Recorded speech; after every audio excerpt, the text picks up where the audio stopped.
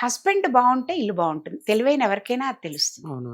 ఆయన బావుండాలంటే ఆయన ఆర్థికంగా, మానసికంగా, ఫైనాన్షియల్‌గా కానీ, ఇదిగా గాని అన్ని రకాలుగా బావుండాలి. ఇవన్నీ ఒకటే ఉంటే చాలా ధర్మంకి అగెయిన్స్ట్‌గా వెళ్తున్నాడనుకోండి ఉండదు. ఓకే. పతివ్రతలని ఎవరినన్నారు?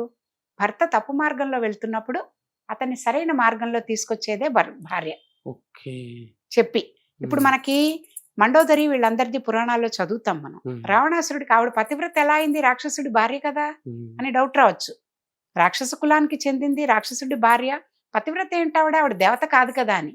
ఆవిడేం చేసింది? పంచకన్యల్లో ఆవిడ పేరుందండి హ్మ్. మండోదరిది. అవును మేడం. అహల్య, తార, హ్మ్. సీత, మండోదరి వీళ్ళ పేర్లు. ఏం చేసిందావిడ? రావణాసురుడు పరభార్యను తీసుకురావడం తప్పు. హ్మ్. నువ్వు తీసుకొచ్చి కులంకి మొత్తం ఇది చేస్తున్నావు. చాలా తప్పు. ఇచ్చేసేయి. అంటే ఎలా ఉండాలి భార్య అనే ఆవిడ?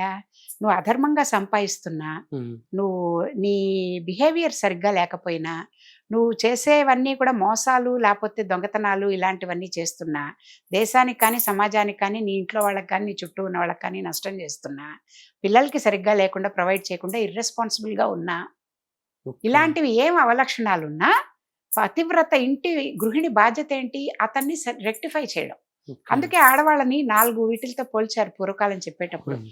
ఆహ్, భోజ్యేషు మాత అన్నారు. హ్మ్. అన్నం తినేటప్పుడు ఎలా ఉండాలి?